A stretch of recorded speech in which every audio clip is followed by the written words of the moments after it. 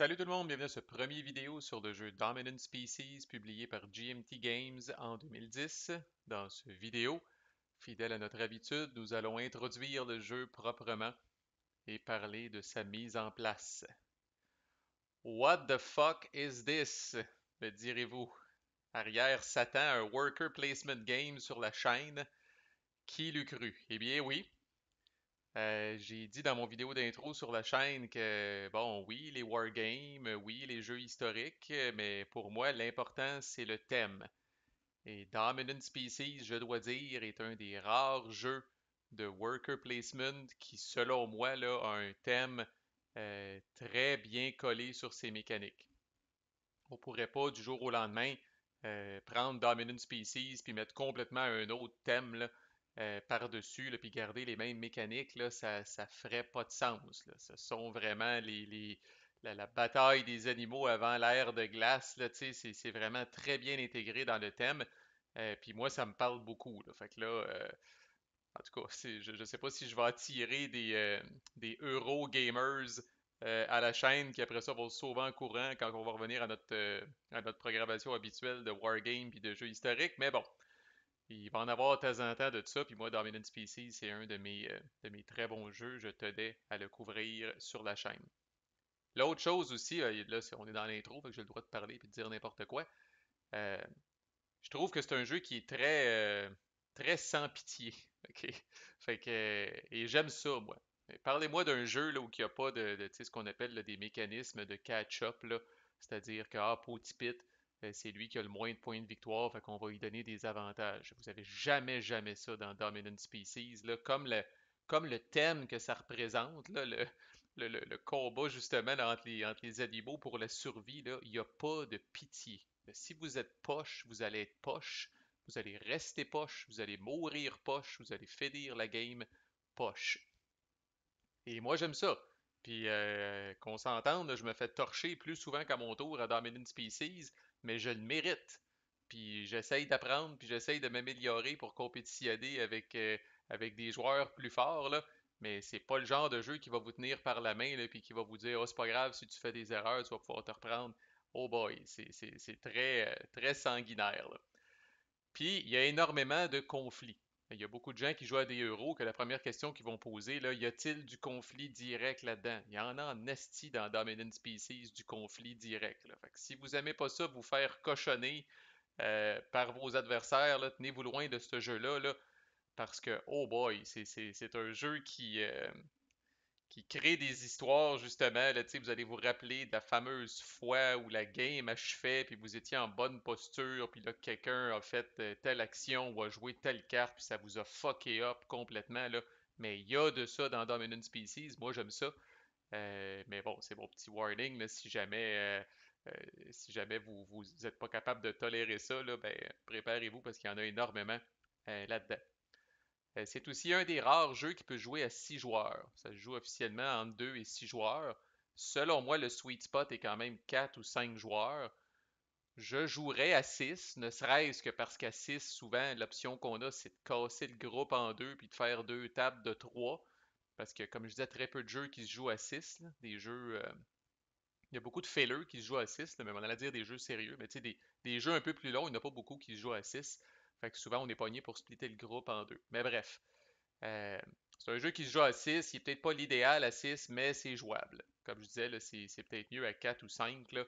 Puis posez-vous la question aussi, avez-vous des joueurs là, qu'on appelle là, qui font de l'analysis paralysis, là, des joueurs qui pensent longtemps, là, bien évidemment, plus vous êtes nombreux, plus ça va être long, là, plus vous allez attendre votre tour. Fait que c'est une autre raison des fois de jouer à 4-5. Je vous le dis tout de suite, c'est un jeu qui est infiniment laid, c'est pas esthétique pour Saint-Saëns. Là, c'est pas pire, là, j'ai pas encore fait le setup, là, mais quand on va faire là, le vidéo des règles, là, je vais vous montrer ma game là, qui est en cours là, en play by email. Là. C'est un bunch de cubes avec des cônes là, sur des tuiles de même. Là. That's it, là. Quelqu'un passe à côté puis le regarde vite, là, honnêtement, il aurait l'impression là, que c'est un jeu abstrait, là, qu'il n'y a même pas de thématique. Là. Fait que bon, à une autre époque, avec un autre éditeur, là, peut-être que les cubes auraient été remplacés là, par des petits oiseaux, puis des petites araignées, puis des petites affaires de même. Là. Mais sinon, là, c'est très, très cérébral, là. C'est comme je dis, vous allez passer à côté d'une table, vous allez voir quelqu'un pendant 5 minutes en train d'agoniser là, en regardant un board rempli de cubes puis de cônes, là, de toutes sortes de couleurs, là. Fait que, tu sais, vous allez dire, What the fuck is this? Mais voilà, on joue pas à ça pour son esthétisme, je vais le dire de même. Le module Vassal est écœurant, automatise le setup, automatise 56 000 affaires. C'est un des meilleurs modules Vassal que j'ai vu de ma vie. En tout cas, on va y revenir aux prochaines vidéos, mais il calcule automatiquement la domination sur les tuiles. God knows que c'est chiant en personne là, quand on arrive à la fin de la game, et qu'on a des tuiles partout avec 3-4 animaux sur chaque, là, de commencer à recalculer la domination. Là. Là, il y a un clic à faire dans Vassal, puis ça se calcule automatique. C'est vraiment, vraiment merveilleux. En parlant de play by email, si vous jouez en play by email, ça vous prend vraiment, vraiment du monde qui sont à leur affaire, du monde qui sont capables de poster là, idéalement un log par jour, là, parce que c'est un jeu là, dans la pure tradition du worker placement. Là, je place un worker, tu places un worker, tu places un worker. Fait que là, quand on attend après Jean-Paul, parce que Jean-Paul, lui, il check sa game aux 3-4 jours, là, ça vient long en 6 bols. Là. Fait que ça vous prend du monde responsive pour jouer en play by email. Je le trouve brillant, ce jeu-là. Je le trouve simple, mais à la fois brillant. C'est super simple. La décision que vous devez prendre dans votre tour, ça va littéralement vous prendre 2 secondes pour prendre votre pion puis le mettre à la bonne place, à la place que vous voulez. Euh, mais bon, là, c'est tout le thinking en arrière. Là, je trouve que derrière les mécaniques simples, là, il y a vraiment, là, c'est très songé. L'ordre des actions, la séquence des actions, là, c'est vraiment, vraiment bien fait. Puis, on suit les points de victoire de ce jeu-là à mesure autour de la track, mais en fin de game, là, comme on va voir dans le vidéo des règles, là, en fin de game, il y a une grosse, grosse phase de scoring de la fin qui peut tout changer. Là. Vous pourriez avoir le dernier joueur qui traînait de la patte en arrière là, avec le scoring de fin de partie peut jumper en avant. Fait que j'aime ça parce qu'à moins d'être Rain Man, là, c'est très difficile de savoir à un moment précis là, qui gagnerait si la game se finissait là. Donc, il ne faut pas se fier nécessairement au cube qui est le plus loin sur la piste de points de victoire là, parce que ça peut changer très très vite. Puis quand on arrive en fin de partie, là, souvent c'est pas rare qu'on va scorer autant de points de victoire qu'on en a accumulé pendant tout le reste de la game. Fait que ça peut vraiment changer le portrait là. Alors, ça diminue le fameux bash de leader, où tout le monde s'acharne sur le joueur qui est en avant. De toute façon, à moins d'avoir des joueurs inexpérimentés, souvent, là, un peu comme dans une compétition cycliste, là, les cubes se tiennent pas mal toutes à la même place. Là, sur 10-12 VP à peu près, là, vous allez avoir les cubes qui vont tous traîner alentour de ça. Fait que tout est possible encore à la fin. Je vais définir quelques termes qui vont être nécessaires pour l'écoute des prochaines vidéos. Là. Ce que le jeu appelle un animal, c'est ce qu'un joueur incarne finalement dans ce jeu-là. Là. C'est les six sortes d'animaux finalement là, qui sont représentés ici, les insectes, les araignées, les amphibiens, les oiseaux, les reptiles et les mammifères. Ensuite, les fameux cubes. Dans le fond, chaque joueur va avoir un certain nombre de cubes de sa couleur là, pour représenter son animal sur le board. Les cubes, le jeu appelle ça des species, des espèces. C'est comme des espèces différentes de mammifères, des espèces différentes de reptiles. Ça peut être un peu fourrant, puis je vais probablement beaucoup dire cubes dans les vidéos là, pour que ça aille plus vite, là, mais officiellement dans les règles sur les cartes, le jeu appelle ça des species. Fait que si ça dit genre vous devez avoir 3 species ou plus sur une tuile, ben c'est 3 cubes ou plus sur une tuile. Si vous dites est-ce que vous occupez une tuile euh, avec d'autres animaux, ben là, quand le jeu réfère à des animaux, il réfère à ça ici. Vous allez avoir ce que le jeu appelle un gene pool, donc un pool de gènes. Essentiellement, c'est vos cubes qui sont disponibles sur votre plateau. Puis vous allez avoir des espèces qui vont être carrément éliminées. L'extinction vraiment de certaines espèces. Il y a une nuance à faire entre ces cubes-là. Évidemment, les cubes qui sont disponibles en avant de vous autres, là, vous pouvez les utiliser. Mais les cubes qui sont éliminés, normalement, l'expression consacrée, ils sont remis dans la boîte et ils sont out of the game. Donc ça va être une nuance à faire aussi. Euh, il y a la chaîne alimentaire aussi dans ce jeu-là, qu'on lit vraiment de haut en bas comme ça. Fait que mammifères, reptiles, oiseaux, amphibiens, araignées puis insectes.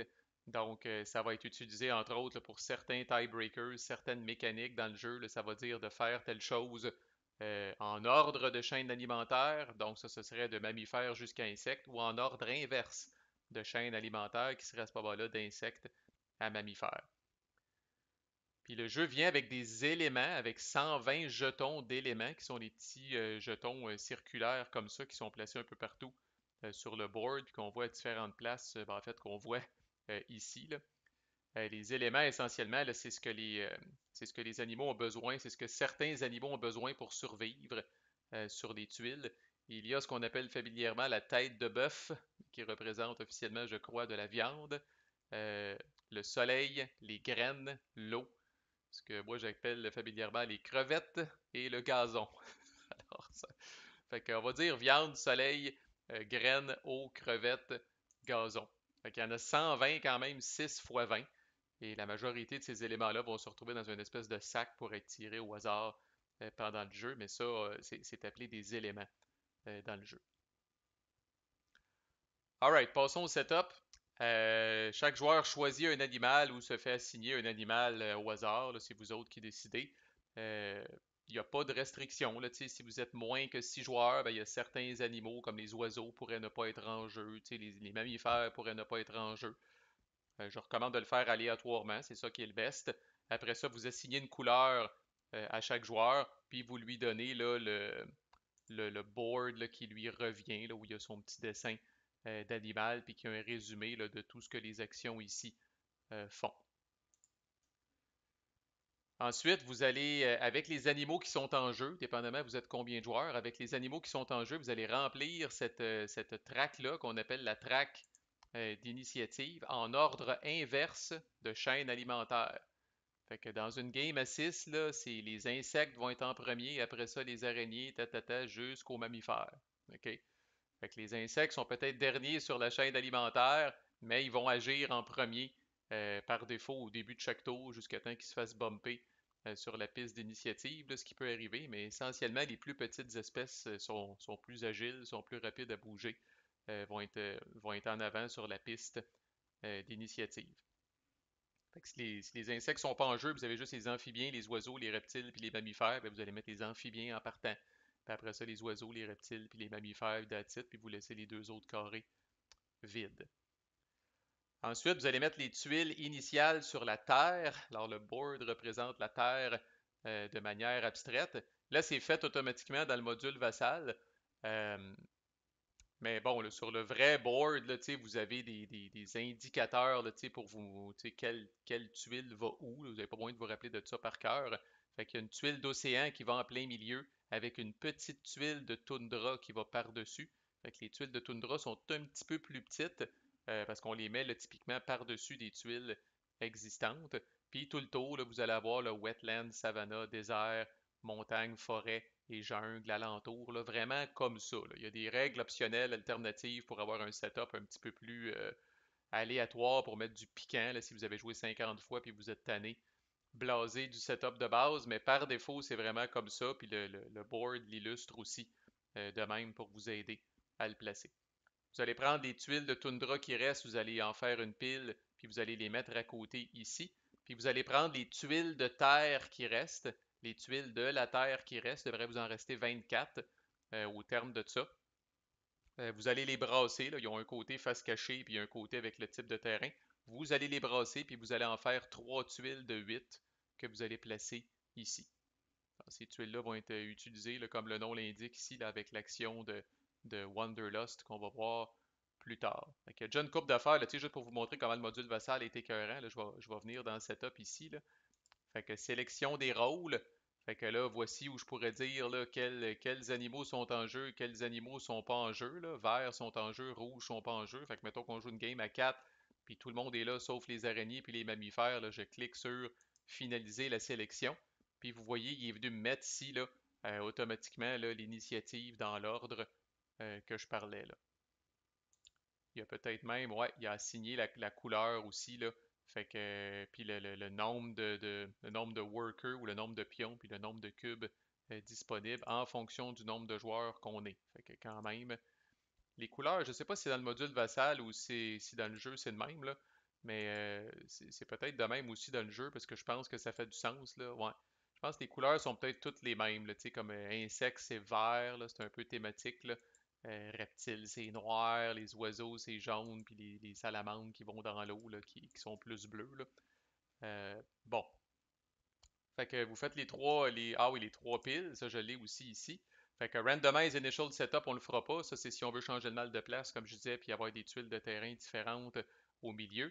Setup Earth Tiles, c'est ça qui va prendre justement là, les dernières, ben, les tuiles de terre qui restent, qui n'ont pas été placées au milieu, qui les a brassées automatiquement. Là, c'est tout fait automatique dans Vassal.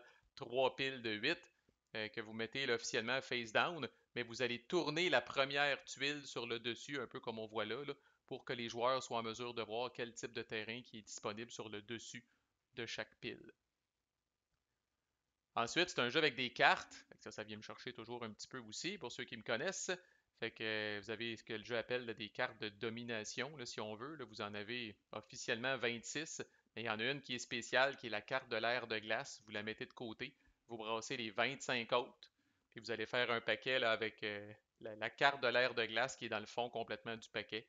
Puis les 25 autres cartes de domination que vous avez brassées, que vous allez mettre par-dessus.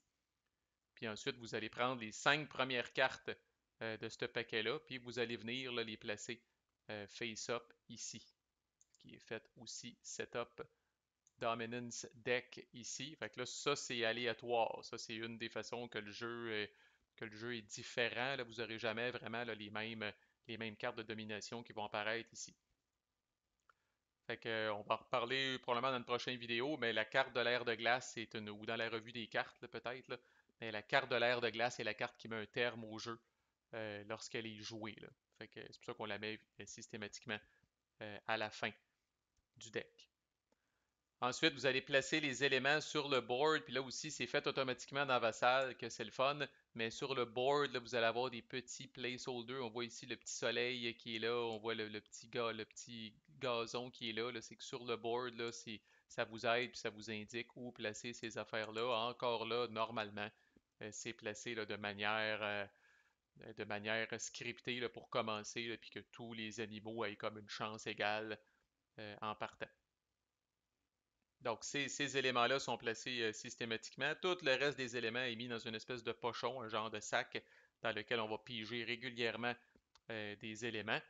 Et d'ailleurs, c'est là qu'on est rendu. Vous allez piger dans ce pochon-là des éléments, puis vous allez venir remplir les 4 cases qui sont ici vis-à-vis adaptation, les 4 cases d'abondance, puis les 4 cases de Wanderlust. Autrement dit, partout où il y a une genre de feuille morte, vous allez venir mettre un élément. Et encore une fois, merci Vassal. Initial Deal of Elements to Action Display, je clique là-dessus et voilà. Fait que vous allez avoir un mix, là, on a beaucoup de soleil, on a 4 soleils, on a à peu près pas de, my god, on a 0 graines présentement, une seule viande. Fait que ce sera jamais pareil ça non plus de game en game. Fait que toujours très intéressant également. Chaque joueur va se prendre un nombre de pions égal, là c'est écrit dans le rulebook, c'est juste moi qui ai fait les formules, là, égal à 9 moins le nombre de joueurs. Alors si vous jouez à 4, 9 moins 4 égale 5, c'est pour ça que, là je me suis setupé une petite game à 4, c'est pour ça que quand je viens ici, là, chaque joueur a 5 pions. Fait que plus vous êtes de joueurs, moins vous allez avoir de pions. C'est ça que je trouve aussi un petit peu poche. À 6, 3 pions, ça commence à être bas. Pas mal. À 5, vous avez 4 pions. À 4, vous avez 5 pions. Etc. Puis le nombre de cubes aussi, plus vous êtes de joueurs, moins vous allez avoir de cubes dans votre gene pool, dans votre pool de gènes, vos cubes disponibles. Et ça, la formule, c'est 65 moins 3 fois le nombre de joueurs. Fait que là, on est 4 joueurs, là, fait que c'est vrai, moins 5 fois le nombre de joueurs, sorry. Fait que 65 moins 5 fois le nombre de joueurs. Fait que là, on est 4. Fait que 5 fois 4, ça fait 20. 65 moins 20, ça fait 45. C'est ce qui fait qu'on commence tout avec 45 cubes disponibles. Mais encore là, à 6, on aurait eu 30 cubes de moins que le 65. Fait que là, on aurait eu 35 cubes de disponibles. Fait que plus il y a de joueurs, moins on a de cubes. Plus il y a de joueurs, moins on a de workers. Fait que vous allez me dire, ah, ben ça doit balancer la longueur. Oui. Moi, comme je vous disais, le nombre de joueurs, c'est plus que, je répète, mais si Jean-Paul, ça y prend 5 minutes de faire son tour, puis que André, ça y en prend 3, bon, ben, tu sais, là, x6, ça va prendre plus de temps avant que votre tour revienne, tout simplement. Tout le monde prend un cube là, qui n'est pas compté dans ceux que vous avez au début. Là. Tout le monde prend un cube d'extra, puis va venir le mettre sur la case 0 des points de victoire. Puis ensuite, la dernière affaire, c'est qu'on va venir placer là, les cubes de départ sur la terre. Et ça aussi, c'est très symétrique. Ben, chaque animal commence avec des, si on peut dire, là, des éléments chouchous. Là. On les voit ici. Là. Fait que, tu sais, là, comme les reptiles aiment beaucoup le soleil, les oiseaux aiment beaucoup les graines, les araignées aiment beaucoup les crevettes, go figure. Euh, les insectes aiment beaucoup le gazon, là. Fait qu'essentiellement, on voit ici la tuile du désert qui a deux soleils. Fait qu'il va y avoir deux reptiles qui vont commencer ici, deux cubes de reptiles qui vont commencer ici, et un sur chaque tuile adjacente, à part la toundra au milieu. Il n'y a personne qui commence sur la toundra au milieu. Ici, c'est la viande qui est l'aliment de prédilection des mammifères. Fait que vous allez avoir deux cubes de mammifères qui vont commencer ici, plus un sur chaque tuile adjacente.